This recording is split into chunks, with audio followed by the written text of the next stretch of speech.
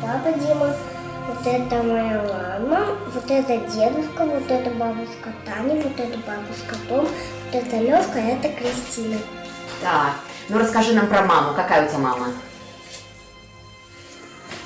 Веселая и добрая. Так, а папа какой? Он очень мой любимый.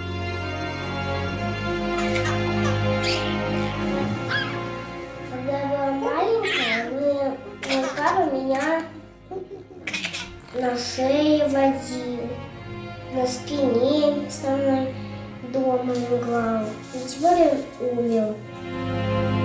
Погиб. Папа умер, погиб, награжден орденом за личное мужество. Это все Алиса узнает спустя месяцы.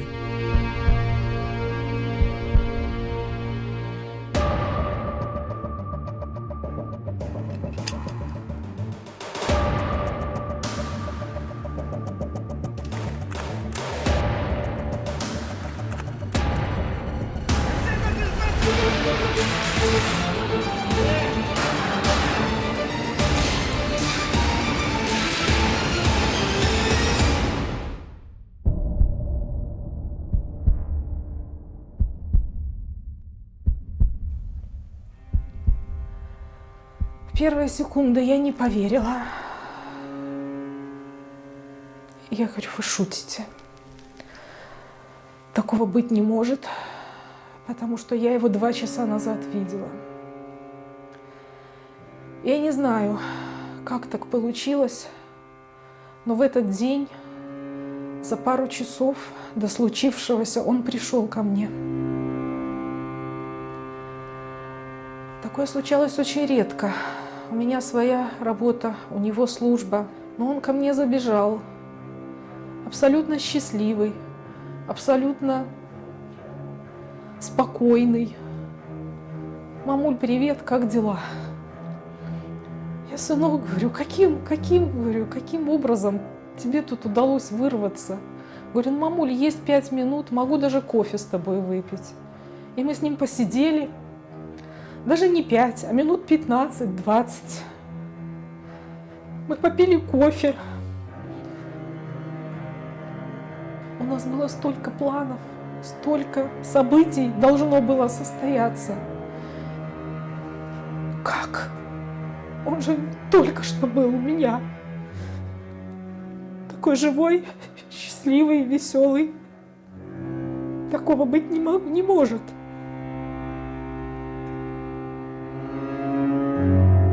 Они планировали, как отпразднуют юбилей супруги Дмитрия и как уже через 2 месяца будут гулять на свадьбе у младшего из семьи. Буду позже. В тот самый день после работы Дмитрий Федосюк хотел задержаться в тренажерном зале. Об этом он успел предупредить родных.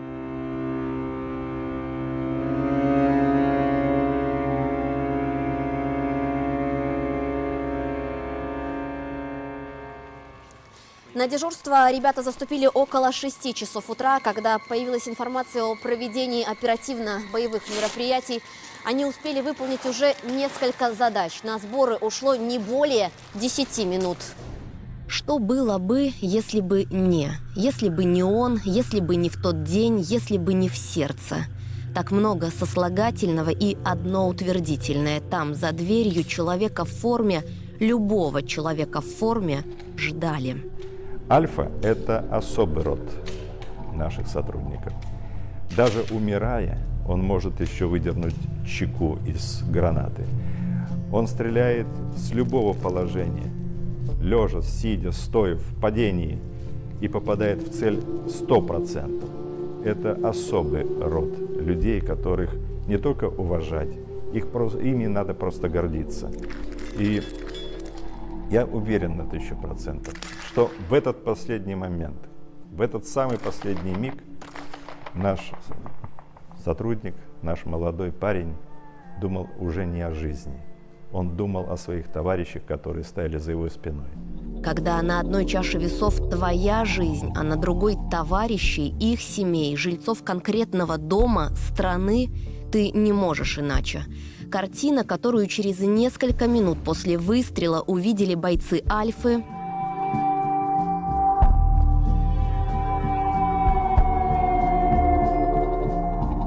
На кровати ружье, там же пачка 25 патронов к этому ружью. В карманах у этого мужчины тоже были патроны. подтверждает, останавливаться на одной смерти стрелок не собирался.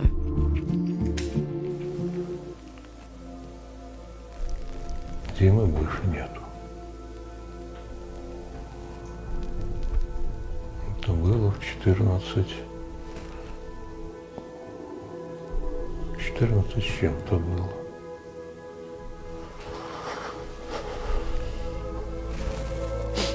Все, не могу.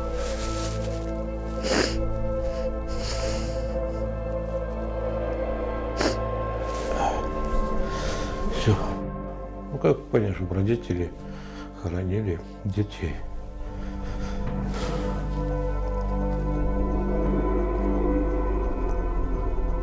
Очень тяжело.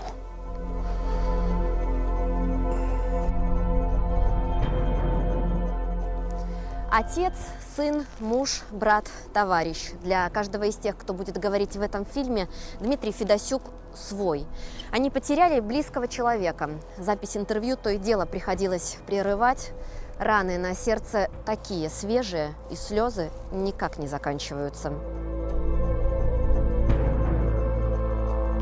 У всех есть кумиры, все с детства растут и смотрят на каких-то знаменитых спортсменов, на актеров, на звезд, вот, ну и так далее. Для меня кумиром является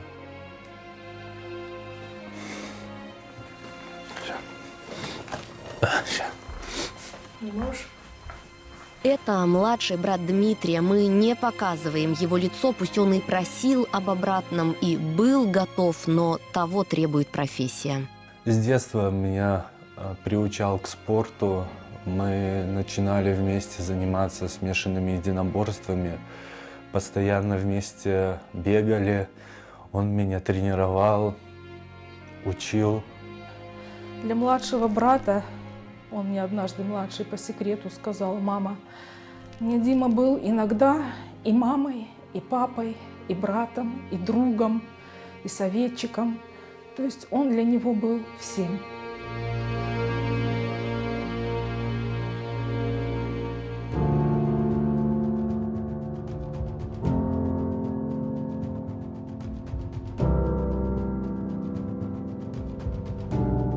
Дима любил фильмы про героев, много читал, а в подростковом возрасте настольной стала книга о группе А.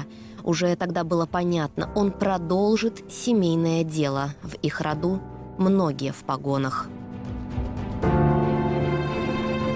Как альфа-элита спецназа, рукопашный бой – король среди единоборств. На ринг Дмитрий выйдет еще не будучи сотрудником подразделения, при этом имея четкий план стать частью группы А. Ему нужно было подтянуть физическую форму. А еще он хотел стать мастером спорта. Правда, сделать и это не позволил напряженный и непредсказуемый график в последующем. Когда он только начинал свою спортивную карьеру, когда он изъявил желание выступать, тренеры, которые также были в нашем клубе, один из них высказал мнение, что он же очень добрый, но как он сможет, это будет мешать его спортивной карьере. Но да, действительно, он был очень добрым. Первое соревнование для спортсмена – это как его тест на профпригодность. То есть из-за высокого напряжения люди порой дальше уже понимают, стоит им заниматься единоборствами или это все-таки не для них. Димка с честью выдержал эти испытания. На соревнованиях он завоевал серебряную медаль. Это довольно высокий результат для дебютанта. Потом будут еще соревнования, медали, кубки. Какое-то время тренировки он сможет совмещать с учебой. Но когда на горизонте появится Альфа, ей отдаст все силы. Я, зная, что это за служба, скажу честно, неоднократно с ним разговаривала о том, что, сынок, может быть, все-таки что-то попроще. Но неужели ты хочешь посвятить жизнь вот служению вот в этом подразделении? Это же будет очень сложно. Вся твоя жизнь будет посвящена именно этой службе, этой работе. Он для себя не видел другого пути. Он просто не видел другого пути. Однажды уже, когда он готовился к поступлению в это подразделение, там были нюансы, была угроза, что что-то не получится. Он сказал: мама, если у меня не получится, я не знаю, как я буду жить дальше. Я не знаю, что мне дальше делать. И я понимала, глядя в его глаза, что он потеряет смысл жизни, если у него что-то не получится. Поэтому, да, у меня, наверное, была возможность помешать, не допустить, отговорить, но я не смогла это сделать, видя в глаза сына. Вот эти глаза, которые говорили, что если не туда, значит, я не знаю, что мне делать дальше. Было одно сложное там упражнение для сдачи экзаменов. Передали мы ему на службу медицинбол 5-килограммовый. И потом привез такой расстроенный, говорит: Александр, Саша говорит, я, может быть, новый куплю. Просто через себя нужно было вытолкнуть медицинбол. И этот медицинбол был почти новый. Видимо, тяжело давалось это упражнение, и от этого медицинбола, он где-то у меня в гараже, наверное, он был весь истрепан, разорван и разбит. Это был очень трудолюбивый человек, который только своим трудолюбием, видимо, достигал цели. Альфа – это антитеррористический щит, сверхсекретное подразделение. У них нет массовых наборов. Потенциального бойца в Дмитрии рассмотрели, когда тот был еще курсантом. Его приход мне запомнился в подразделении. Он как раз был один из новобранцев, которые в этот период приходили. Такой с легкой улыбкой всегда на лице. Вот, и никогда не хотел казаться лучше, никогда не делал там каких-то действий, чтобы понравиться. Вот на самом деле вот такой, как есть. И вот у нас, я думаю, и в других подразделениях не принято просто завышать какие-то качества сотрудников и характеристики. Вот такой, как есть. Если он может, значит, он либо делал, либо натренирован, чтобы это сделать. Скромный, но уверенный в себе. Не искал похвалы от старших и въедливый. Если уж взялся, то до конца. Есть у нас различные специальности. Вот первая специальность, которая у нас так, принято молодых сотрудников всегда знакомить, это мы их пугаем, говорим, что будешь щитовиком. Щитовик – это тот парень, который будет заходить первый везде. Это тот человек, который несет вот этот, тяжелый щит на себе, помимо другой экипировки. Это парень, который действительно сотрудник, который должен быть наделен таким тактическим умом, да, потому что он первый, потому что на нем там, грубо говоря, все решение.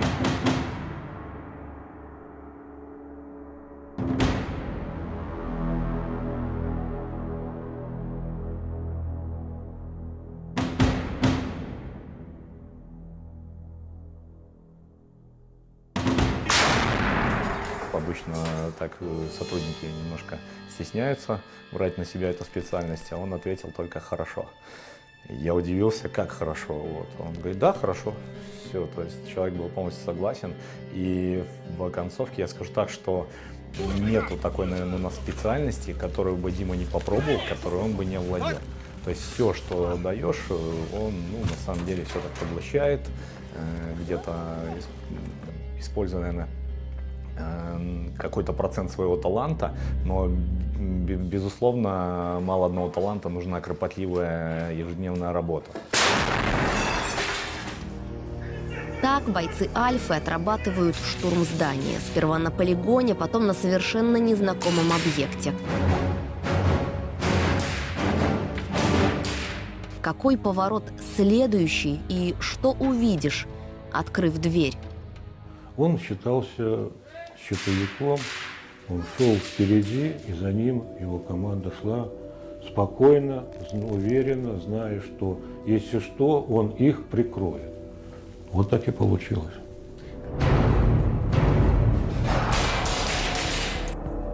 Их задача – ориентироваться оперативно. От скорости принятия решения, логики, профессиональной чуйки зависят жизни заложников, мирных граждан. Существует очень много разных вариантов штурма. Вот, и он будет зависеть от конкретных обстоятельств. Есть варианты штурма, когда эти обстоятельства диктуют скоротечность событий. Преступники уже пошли на крайние меры, начинают заложников расстреливать. И нужно просто вклиниваться, сразу проводить какие-то активные действия. Но если у нас есть возможность просчитать все, безусловно, это будет самый оптимальный вариант штурма.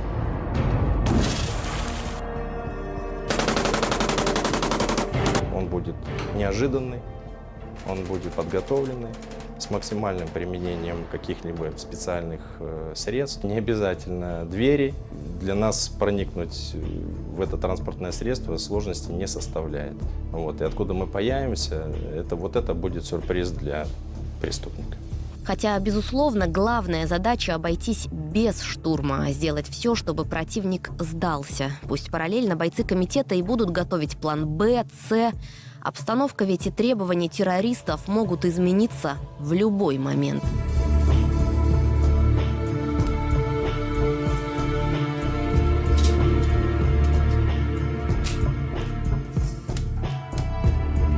Чем заняты мужья и сыновья, и как изнурительны тренировки, как опасна служба, близкие сотрудников элитного подразделения могут и не догадываться.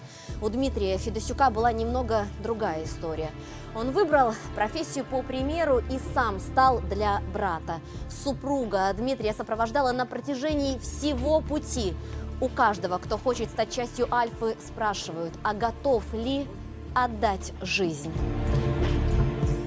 Быть женой офицера действительно тяжело, сложно, но, наверное, в полной мере меня могут понять только сами жены офицеров. И я прекрасно знала, за кого я выхожу замуж. Конечно, не в полной мере я понимала всю суть, но он так об этом мечтал. А потом они вместе мечтали о дочке. Это она сегодня и отдушина, и смысл жизни, и продолжение. Папины глаза и характер.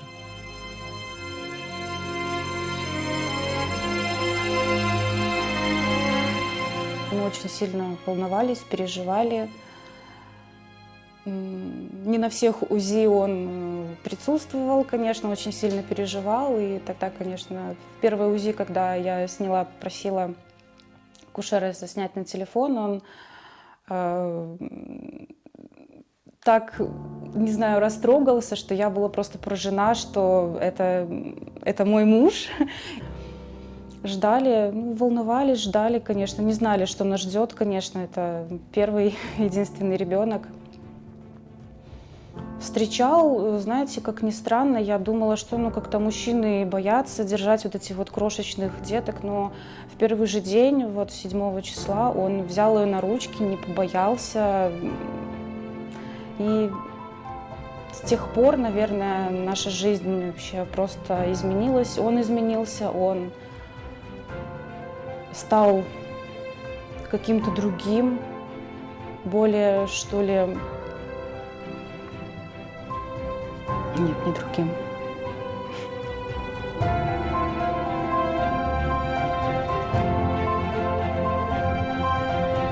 Редкие минуты отдыха они проводили на природе. У Дмитрия была страсть к экстремальным видам спорта. Любил мотоциклы и забеги с препятствиями. Дима очень увлекался этим, вечно, получается, звал меня. То есть ситуации были, когда даже после работы отправлялись бегать на Бизон Рейс. Получается, Диме очень нравилось, и он как бы всех нас в отделе как бы заряжал вот именно этой идеей, там, пробежаться, преодолеть себя, так как показатель того, что вот я смог, я сумел, и как бы если я сумел, то и ты давай. На Бизон Рейс Дмитрий подсадил все свое окружение. Там за него болела и маленькая дочка. Что ты еще хочешь сказать папочке? Что я его люблю и всегда, и он мой ангел-хранитель.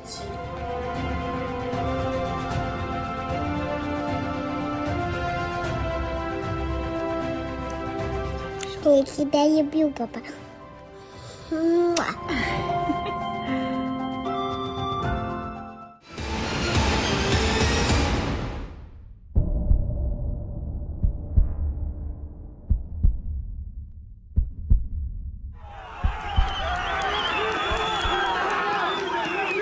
Наступил 2020. Еще до августа стало понятно, работы у спецслужб будет много. Дмитрий, как и многие, реже бывал дома. Обстановка заставляла быть начеку ежеминутно. Беларусь оказалась на прицеле. Тех, кто хотел перемен, не волновало, какими средствами. У них была главная цель – свергнуть власть. Мы и встречались с ним во время всех этих работ, как можно сказать. Ему не было страшно, ему не было тяжело, потому что он готов был. Он хотел защитить, помимо Родины, это в первую очередь семью. Если бы даже и хотел бы он не имел права ничего говорить, а я, и зная это, что нельзя, ну что я буду лезть, как говорится, к нему в душу, скажи, расскажи, и что получится. Он тогда, как говорится, присягу нарушит. А да, конечно, переживал. Мы даже, когда вот это все началось, я вот с невесткой, с внучкой, мы на даче жили. Не было спокойно во дворах, на улице. Ну, мы-то мужики, понятное дело, и супруга, а вот Алиска, садик вести, а как показывали, что там эти автобусы, народ этот не смотрели, ничего. Вот, так мы решили лучше перестраховаться. Утром невероятные ходили с цветами, а по ночам крушили остановки, били и поджигали автомобили, вламывались в подъезды, запугивали мирных горожан, оказывали психологическое давление на сотрудников правопорядка. Отряды самообороны курировались из Германии, США, Польши, Литвы и Украины.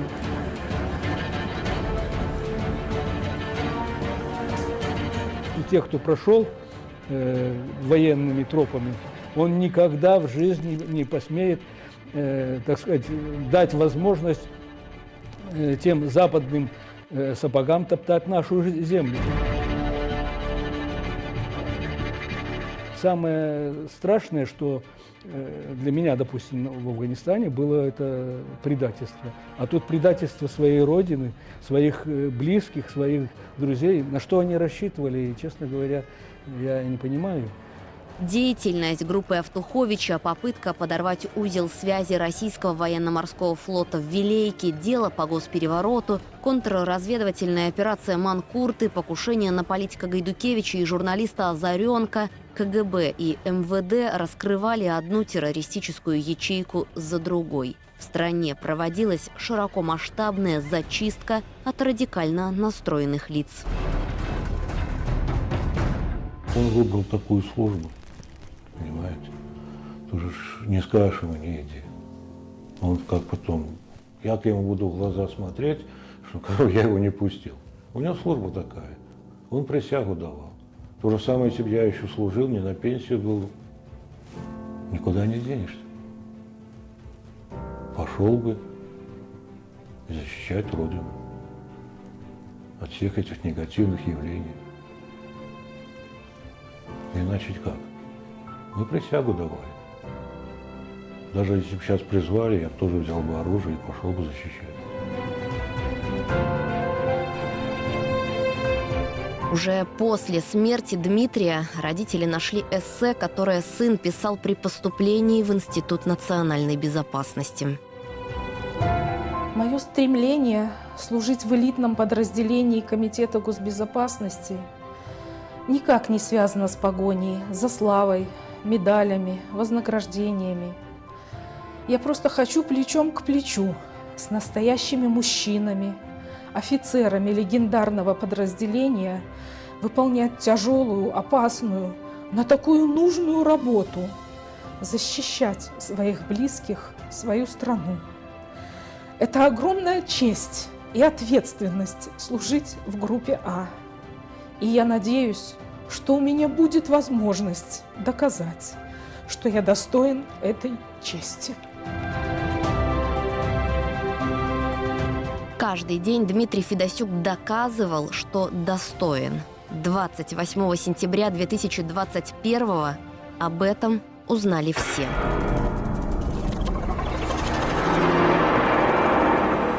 Это была не спецоперация, а отработка конкретных адресов. Обыски, задержания. Сотрудники группы А привлекались при необходимости. Вскрытие запертых помещений, пресечение попыток сопротивления. Предполагалось, что они находятся неподалеку и на место прибывают по требованию оперативников.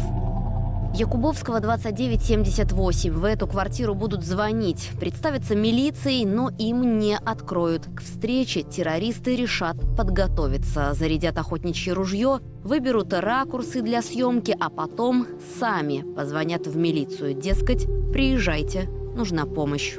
Подобные действия террористов встречались и ранее, например, в Чечне, когда они заманивали сотрудников правоохранительных органов в подготовленные засады, убивали их, снимали это все на видео, потом транслировали. Также произошло в день гибели Дмитрия. Террористы неоднократно звонили в милицию, им было все равно, кто приедет. Они готовили запись, расставляли телефоны для того, чтобы транслировать убийство сотрудника. Я не могу его в облако выкинуть это видео. Только телефон останется. Телеграм посылай. Адресованный милицейским нарядом сигнал группа А услышит. В их распоряжении была радиостанция. Они вызвались помочь. К тому же этот адрес входил в список. Милиция, открывай быстрее! Иначе дверь сломаем, откройте дверь. Постучите. Я считаю до 3, ломаем дверь. Раз! Форма была определена, вариант экипировки гражданский. Вот. Ну, то есть там никаких разгрузок не подразумевает вскрыть, обеспечить проход следственной группе, которая там будет проводить обыск. Позвонили в дверь, там оттуда были слышны голоса, что нам отвечали, что вот мы милиция, откройте. Они там не открывали. Вот. Мы дали команду, что будем скрывать дверь, если не откроют там, через 30 секунд. Двери никто не открыл. Приняли решение скрывать двери механическим способом. Когда скрывали дверь, уже отогнув верхнюю часть, было слышно, что к двери подошел кто-то и с внутренней стороны квартиры закрыл ее еще на один замок.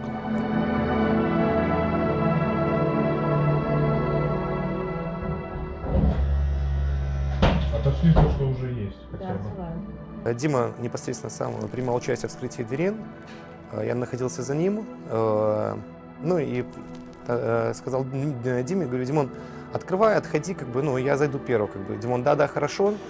И в момент открытия двери Дима отодвинул меня рукой, как бы, и зашел туда сам. Сразу, получается, пошел в левую часть квартиры. Я при заходе в дверь увидел в дверном проеме вдалеке, в коридоре, человека с ружьем. Увидел, как Дима начинает извлекать пистолет, сам извлек пистолет. Дима подал команду «бросай ружье». Я крикнул «бросай ружье». Раздался выстрел с охотничьего ружья. Стреляй! Товарищи не поймут сразу, что стрелок попал в нирвану. Будучи смертельно раненым, Дмитрий Федосюк продолжит выполнять задачу.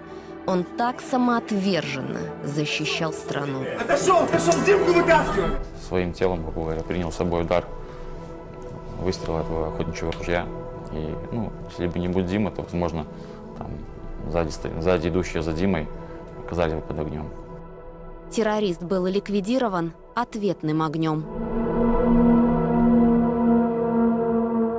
У нас иногда говорят в таких случаях, вот так должен действовать первый номер. И, как правило, первая тройка — это наиболее подготовленные сотрудники. Они сами распределяют направление, куда они будут выдвигаться, они определяют угрозы. И вот Дима, он первый входящий, он увидел первую угрозу, поэтому пошел на нее. Товарищи буквально вытянут Нирвану на лестничную клетку. Потом на своем авто, не теряя времени, сами повезут в больницу. Операционная была уже готова.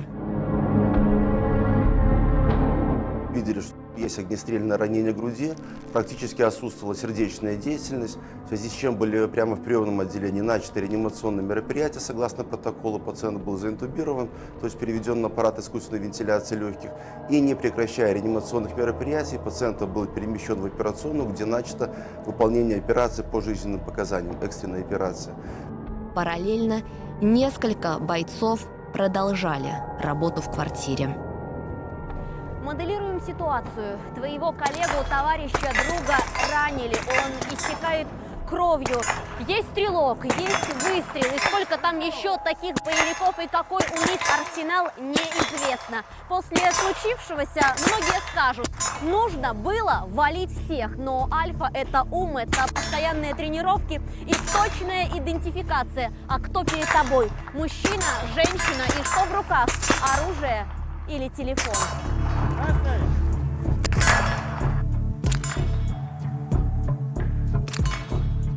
Они готовились для того, чтобы, так сказать, вынести за рамки и, возможно, подстегнуть других, чтобы они как-то вернулись к тому году, когда все это полыхало тут и так далее. Хотели возбудить народ, что, мол, вот смотрите, мы вот это выдадим там на Ютубе там, или еще где-нибудь канале, а вы там готовьтесь. Ну, я думаю, что это была спланированная акция, которую где-то инсценирована была из-за рубежа. Потому что догадаться и еще снимать, чтобы снимать на убийство человека, убийство работника, который выполняет эту задачу, это непозволительно вообще даже думать об этом. Дорога от квартиры до больницы займет 7 минут. 7 минут товарищи будут откачивать Нирвану сами. Думал, обойдется, думал, хорошо, но как бы понимал, что человек потерял много крови, получается. Пульс, когда мы его загрузили, когда мы его качали, вроде бы был, как бы, ну, думал, что вот-вот Димон крепкий, как бы, ну, я был уверен, что как бы все будет хорошо, как бы. Да, там немножко зацепило, как бы, хоть крови много, но все будет хорошо. И мысль эта, ну, вот, не покидала до момента, пока не вышел врач из реанимации и сказал, что как бы все. Сердце пациента массивно разрушено, разорвало на части.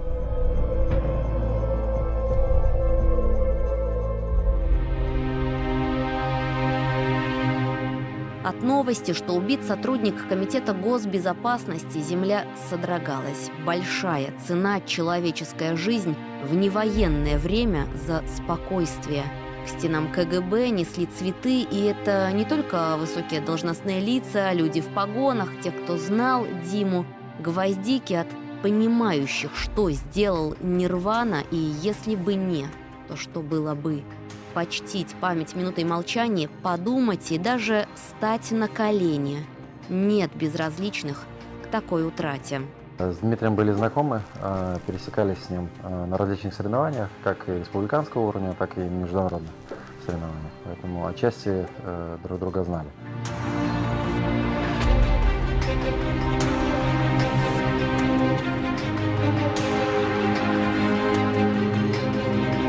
Всегда хотелось ему быть первым, всегда сражался до последнего. В принципе, как и любой из нас. Много людей пришло на прощание с Дмитрием Федосюком. Церемония прошла в клубе имени Дзержинского в комплексе зданий КГБ. Сложно сдерживать слезы, когда в 31, когда на службе, когда дома возвращение папы ждет маленькая дочь, когда столько планов и столько запала жить. Венок от главы государства в траурный зал внесли бойцы роты почетного караула. Их участие воинский ритуал.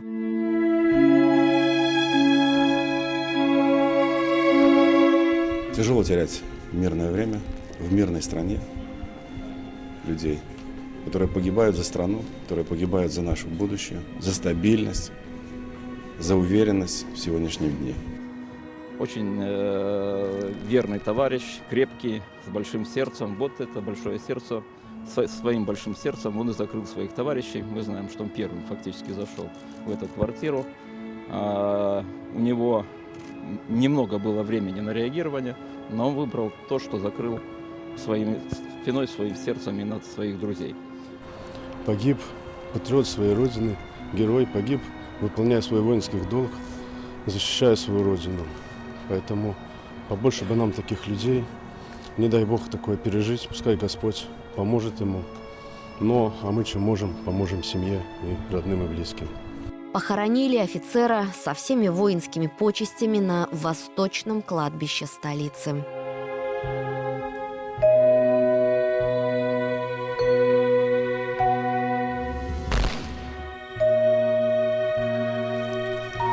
Да, это горе свалилось на нашу семью.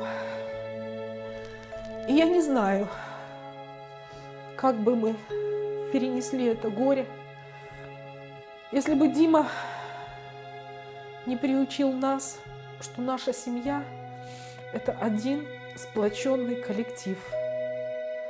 Коллектив людей, которые должны друг друга поддерживать, друг друга держать, друг друга охранять и друг друга любить.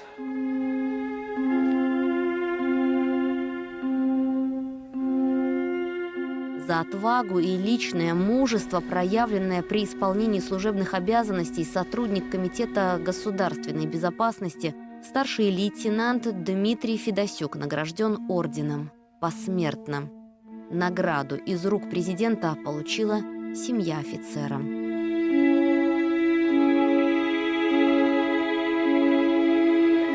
Я считаю, что сын действительно достоин этой награды. И я с огромной теплотой хочу сказать большое спасибо главе государства, уважаемому Александру Григорьевичу, что он так высоко оценил поступок нашего сына.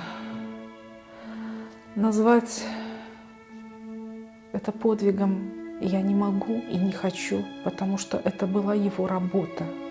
Он просто делал свою работу так же качественно, как всегда. Он стремился быть первым, и он стал первым. И много раз, прокручивая эту ситуацию, я думаю, как бы поступил мой сын, если бы знал, что там может быть вооруженный человек, и это оружие будет направлено на него. И вы знаете, зная своего сына, я понимаю, что он бы не поступил иначе. Он бы все равно вошел первым в эту квартиру. Их главная награда – быть родителями такого сына. Он всегда с нами, он в ней, это продолжение. Она его продолжение, она его...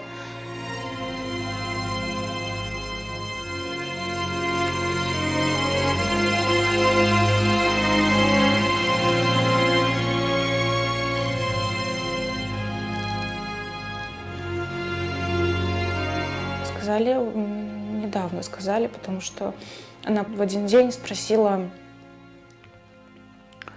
мамочка, а когда папа к нам приедет с командировки? Ну и здесь уже у нас с ней был разговор. Сообщила, что, боюсь, он к нам уже не вернется, но он всегда останется с нами, он всегда в наших сердцах. Любим, и он нас любит.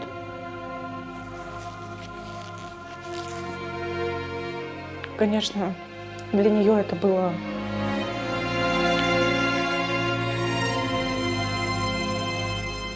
Ну, а кем хочешь стать, когда вырастешь?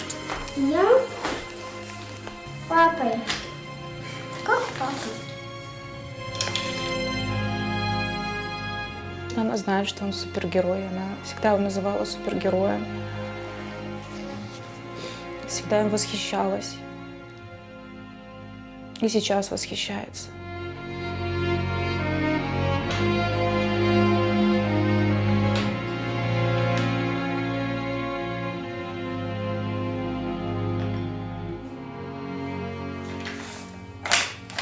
Появись, пожалуйста. Как скажете. Племянница рассказывала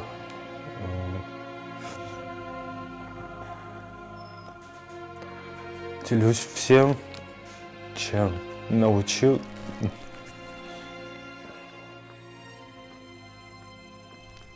Сейчас, можно пока остановить.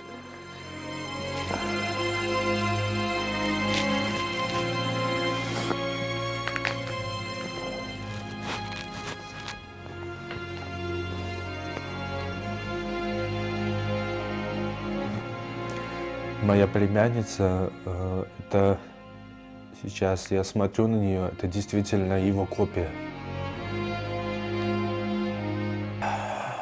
Воспитываю в ней любовь, именно любовь к семье, к близким, ну и, конечно же, к родине надо любовь, патриотизм. Братишка был очень справедливый. И считаю, что это очень хорошее качество. Супруга и дочка ни разу не были на службе у Дмитрия и даже не видели лица многих из тех, с кем он плечом к плечу столько лет.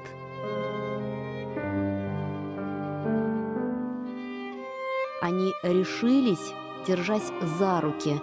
Это знакомство Дарьи и Алисы с жизнью их главного мужчины за пределами семьи.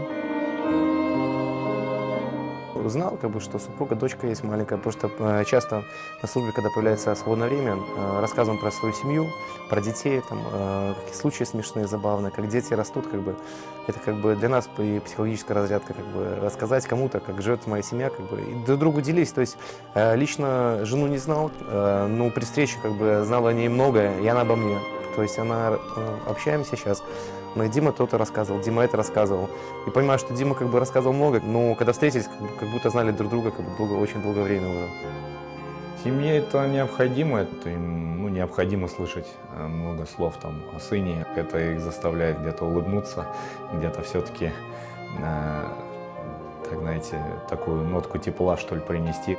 Своих детей мы будем воспитывать на примере нашего товарища, нашего друга, нашего брата, который погиб, действительно выполняя боевую задачу.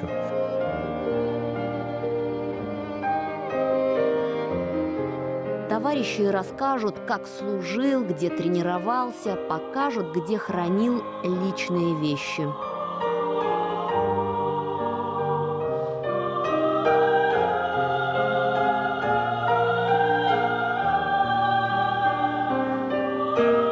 Сверху в нашей раздевалке есть твой шкаф.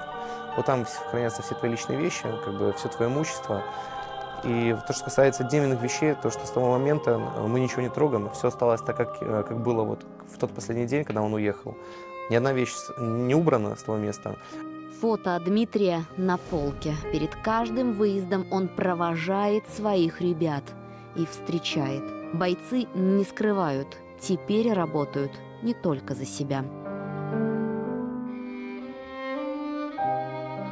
Гибель повлияла не только на группу А, она повлияла и на наших боевых братьев из других специальных подразделений Республики Беларусь. Мы видим их поддержку, мы еще больше сблизились, сплотились, усилили взаимодействие. Ведь мы выполняем одну священную задачу – защиту нашего Отечества, Республики Беларусь.